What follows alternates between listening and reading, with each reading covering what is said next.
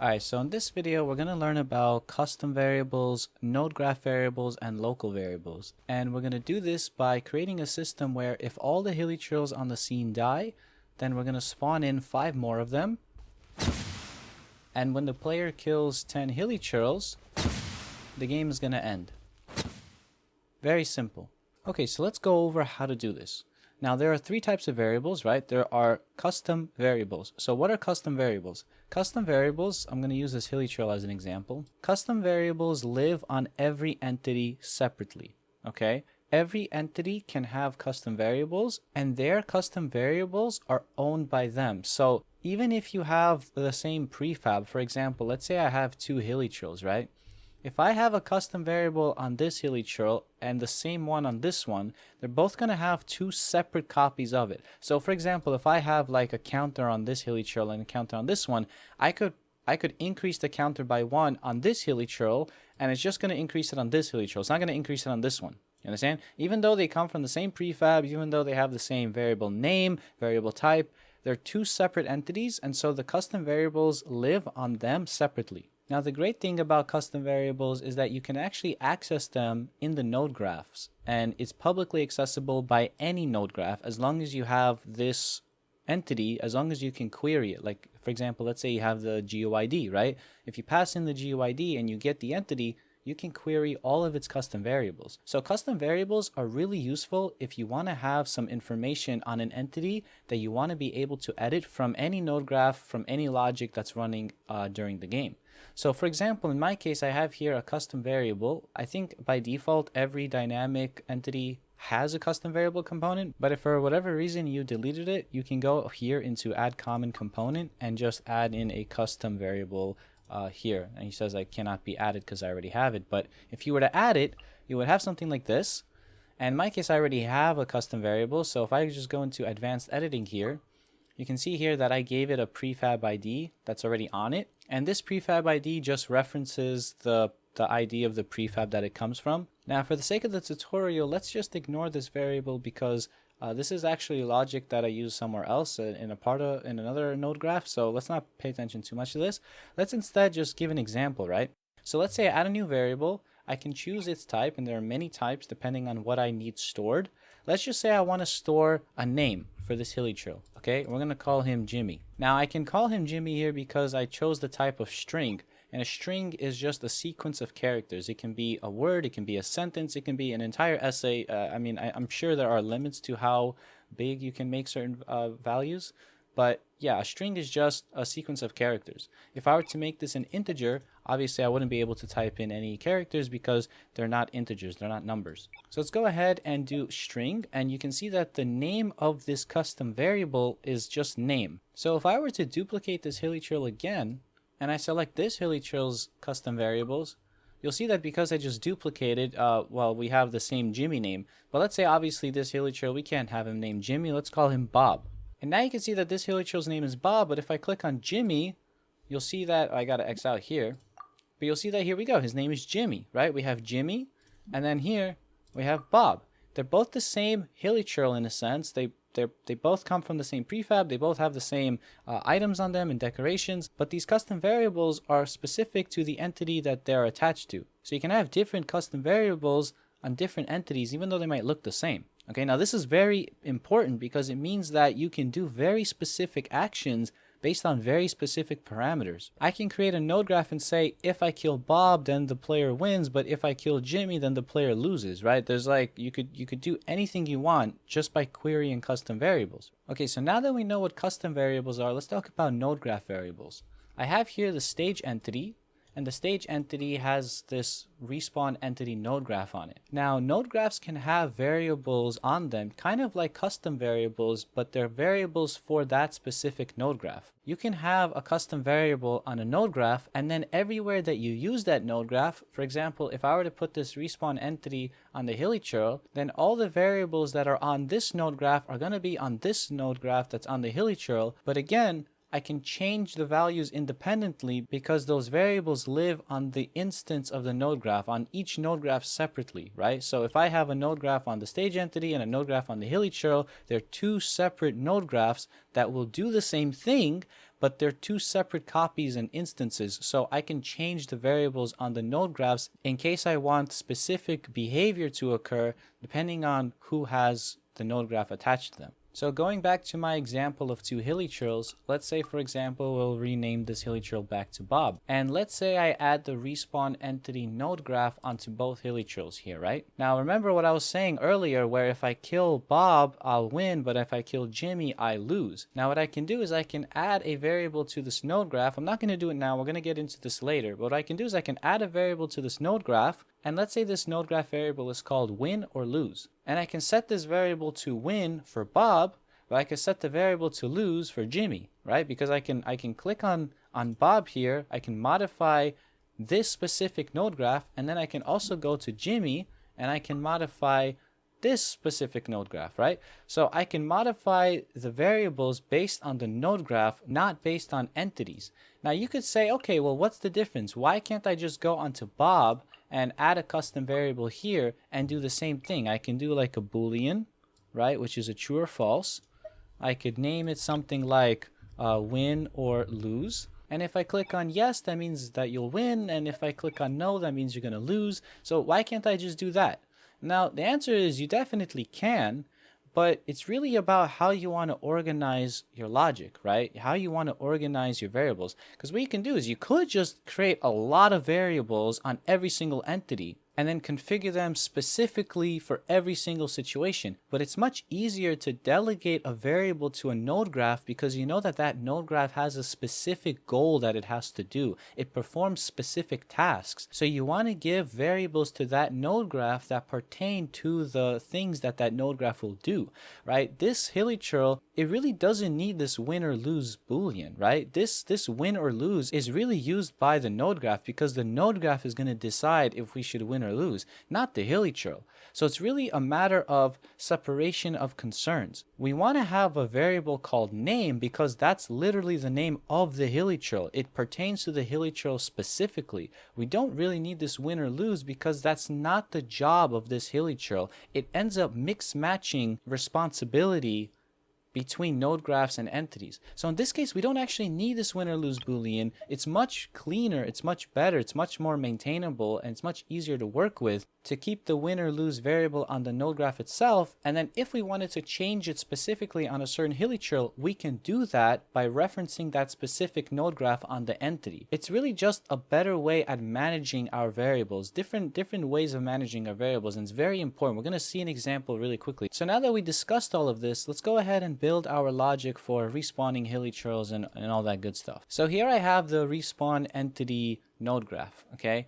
Now this might look like a lot, so let's go ahead and just break this down. It's very easy stuff. It just kind of looks like a lot because I have a lot of get nodes, but essentially it's just, you know, like a couple of executions. So let's see what's going on here. I have a when entity is destroyed node, and right away you can tell that this node graph is going to go on the stage entity because that's the only thing that can listen to when entity is destroyed events. And so we have two options here. Right? Remember, what I want to do is I want to spawn 5 hilichurls when all the hilichurls in the scene are dead. And I also want it so that when the player reaches 10 kills, I want the game to end. Okay, so there's two things I want to do. I want to respawn hilichurls when a certain condition is met, and then I want to increase the player's kill count whenever they kill a hilichurl, and then eventually we'll end the game once that kill counter reaches a certain value, right? So let's say 10. So if we hover over this, we can see that I have two paths that I take here. The first path goes into setting a custom variable, and the second path goes into this branch condition. It just checks for something, and then it creates a prefab here. It creates multiple prefabs. So let's go ahead and look at this bottom section here first. So what are we doing, right? When the entity is destroyed, we're seeing who's damaging that entity, who's destroyed that entity, the damage source, and in this case, it's going to be us, the player. However, this returns a character entity, not a player entity, and I'm going to try and make a video on this in the future, but for the sake of simplicity, let's just say we need the player, not the character. So I get the player entity to which the character belongs. I pass the player entity into this get custom variable. Now this is what I was saying earlier, that custom variables can be queried from anywhere in the game. Now this node graph is going to be placed on the stage entity, right? But we can still get the custom variable of the player, in this case the kill counter. We can still get the custom variable and we can do things based on the value of this variable. So let's go ahead and look at our player. If we go to edit player here in the combat preset page, we can see here I have a custom variable already called kill counter. It's set to an integer type, meaning it's a number. And right now the initial value is just 0. So back in our node graph, we're going to get this custom variable. We're just going to add 1 to this value. We're going to pass this result into a set custom variable node. Now this variable will set the value of the custom variable on our player to whatever value we pass into here. So in this case, right, we start off with 0 with our kill counter, and then we'll add 1. So the value is going to be 1, and we'll toss it into this variable value. We'll give the target entity, which is the player, and we're going to give the variable name that we want to set, which is kill counter. Okay, so we're getting the player's kill counter and we're setting it to 1, right? The addition result here. If we want, we can trigger an event when this happens. If you want to listen to an event when a variable changes on an entity, in this case I don't really care, so I'm just going to click no. But if you did want to listen out for this, if you wanted to know when a certain change occurs on a variable, you can click yes here.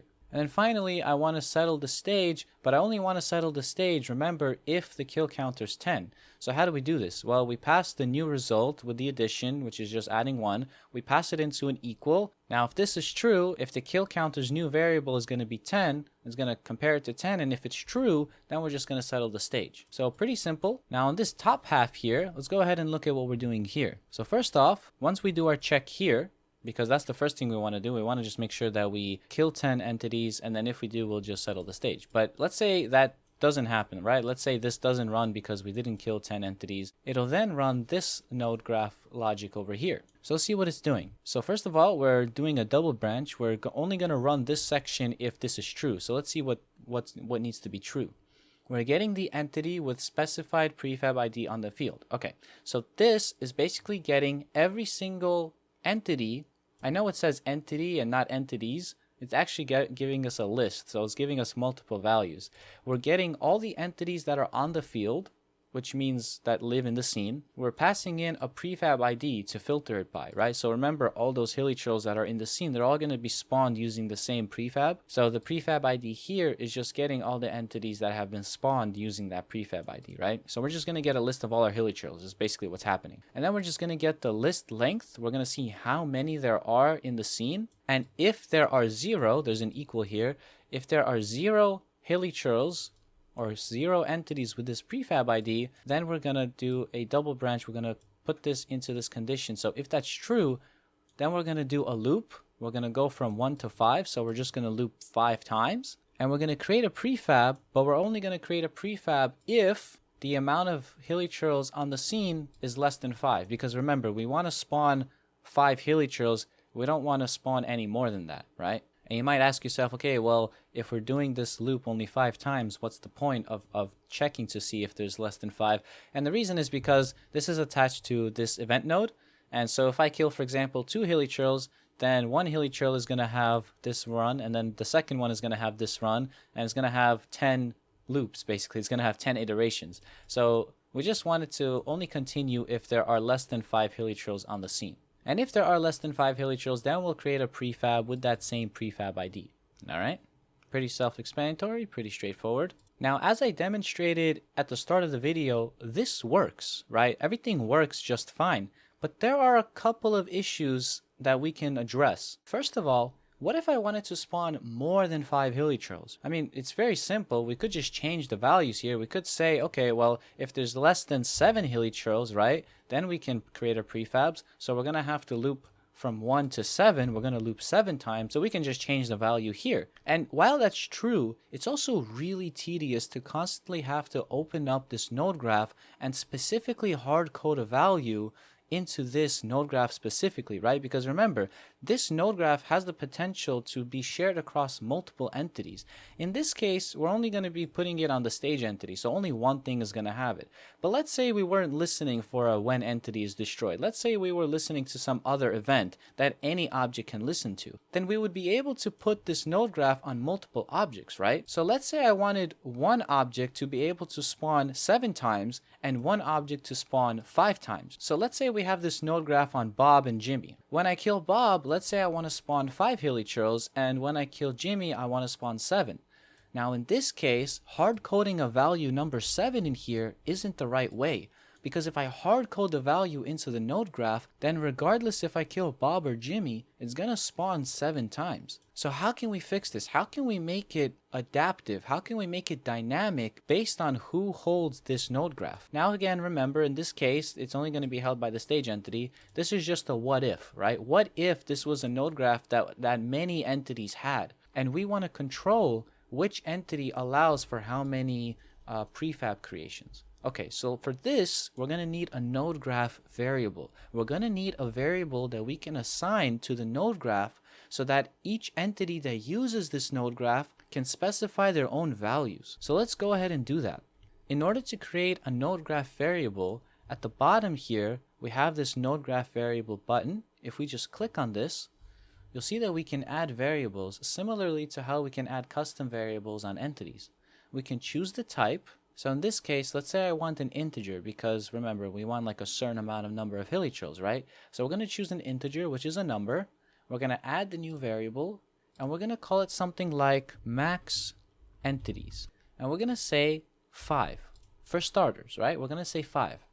Now, in order for us to be able to edit this in the editor, we can click on this pencil icon, and you'll see that it turns into this pencil icon with a green check mark. Now what this means is that we can edit this node graph variable on each entity. So let's go ahead and check this out. Okay, so if we click on the stage entity and we go to the respawn entity, you see that the number of public variables is 1. If we edit the variable counts here, you can see that max entities is shown in this inspector, in the editor, and we could change this variable to 5 or 7, right?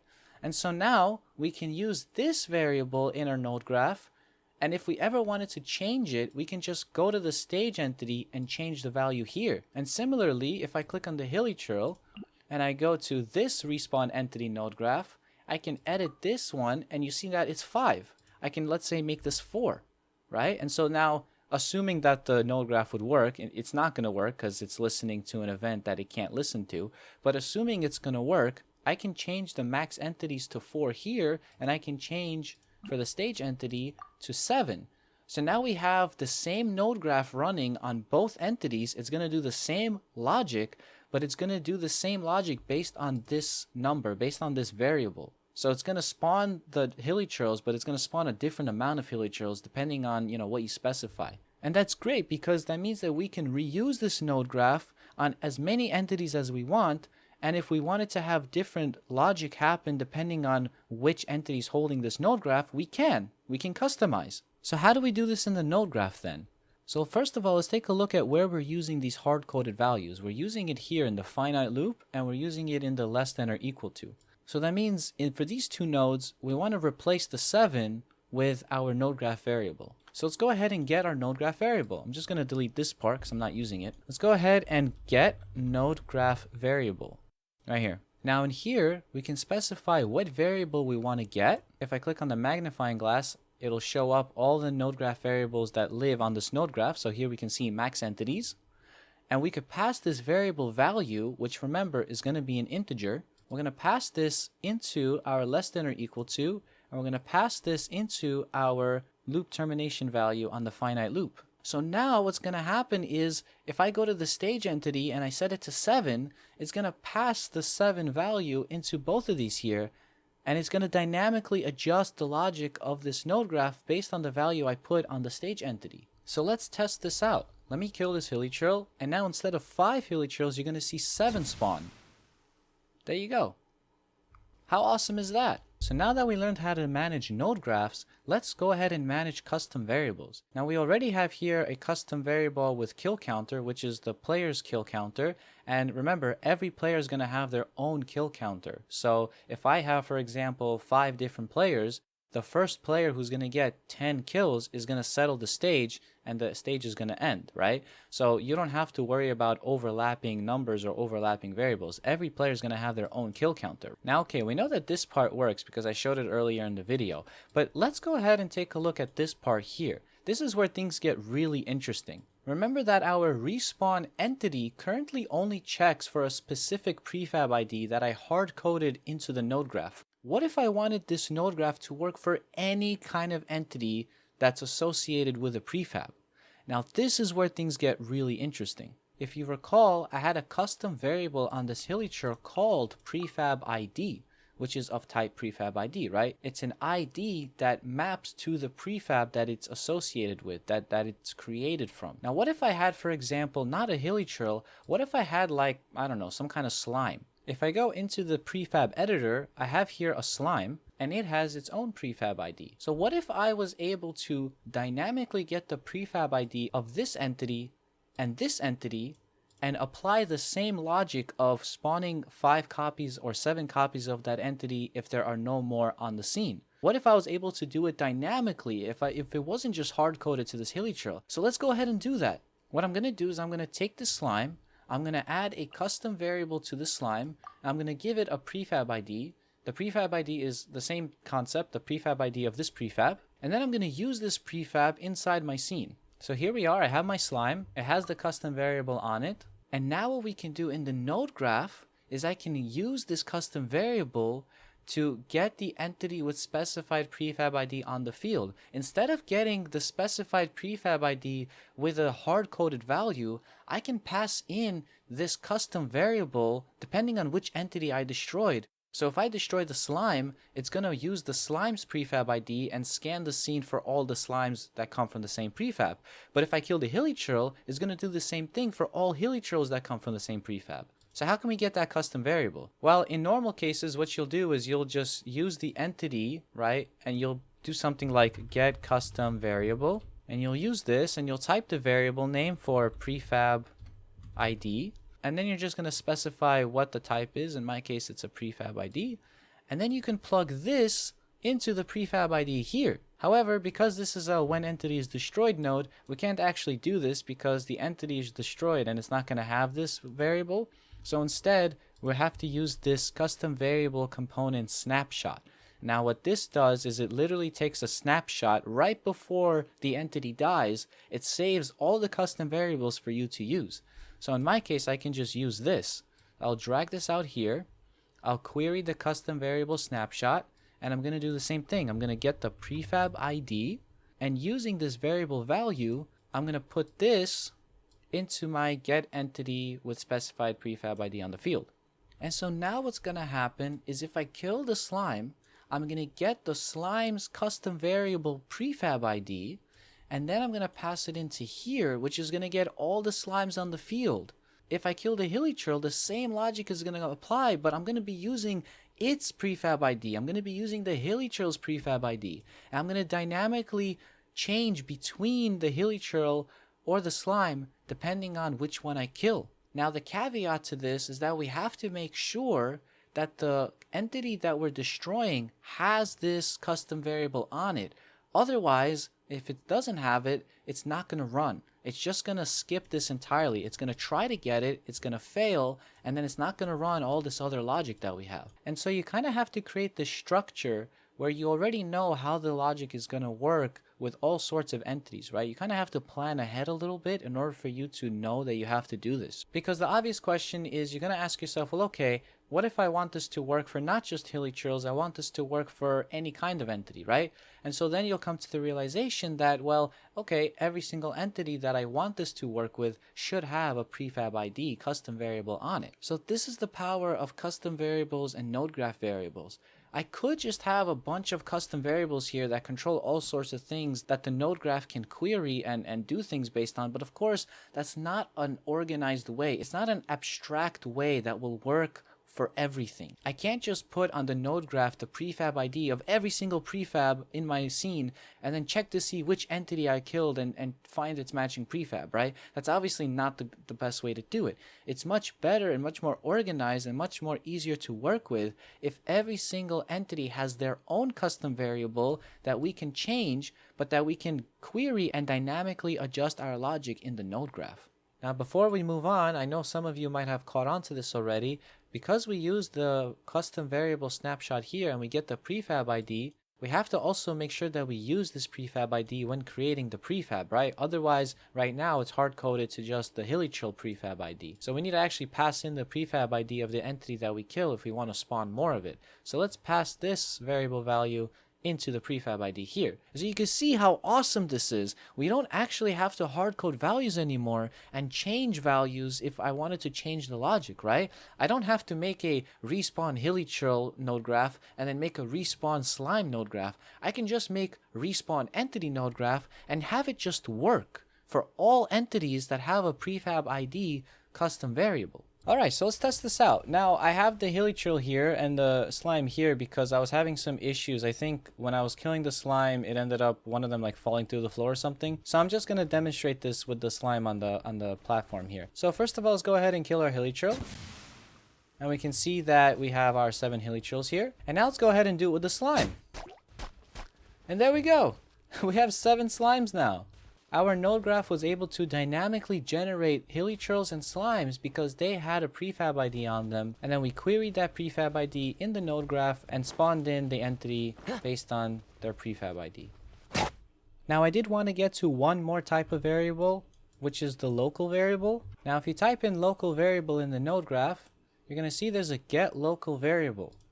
So local variables are a bit different than node graph variables and custom variables because local variables live within the node graph and they live temporarily. Local variables are really used for temporary things. You might want to use this if you want to copy a variable before using it, so you want to have like 2 copies, like a backup version of it, or maybe you might want to use a counter that will reset every single time the node graph runs. It's a very niche type of thing to use because you can get most things using all of these type of get queries and set queries and all these events pass information. So using a local variable, there aren't many applications to use them. It's very, very rare that you'll have to use them. But I'm just going to go over briefly how to use them in the node graph, and then if a situation ever arises where you need a temporary value or you want a variable to exist and then reset every time, you can use a local variable. Now, a local variable's value will stay until the node graph finishes executing completely. Even though, for example, I have these conditional branches, right? It doesn't mean that the last thing has to run. It just has to mean that the node graph stops. So if, for example, I get a double branch here, condition of no, and it doesn't call settle stage, that's fine. As long as it stops somewhere, that's how long that this variable is going to keep its value. The next time this node graph gets called, this local variable is going to go back to its initial value. So let's go ahead and look at these options here. We have initial value, we have the value that it puts out, and then the local variable that it is. So first of all, let's go ahead and give it an initial value. Let's say, for example, I want to create an integer on the spot, right? For whatever logic I have. I'll give it a value of 1. Now let's say I want to add something to this variable for whatever reason, right? In order for me to change the value of this variable by, let's say, adding something to it, what I first have to do is, well, I have to add. So let's go ahead and get an add node, addition. Let's toss in our value into here and let's add it by, let's say, 1. And then using the result, I'm going to set the local variable to that value. And set local variable needs to know what variable you're talking about because I might have like 2 of these variables. So you have to just pass in the local variable that you want to assign the new value to. And in order for us to be able to just test that this was working and see what this variable value is, let's go ahead and print it. So I'm going to use print string. And obviously we need to pass in a string here. So instead of passing in this new value, which is an integer, we're going to convert this using a data type conversion node here.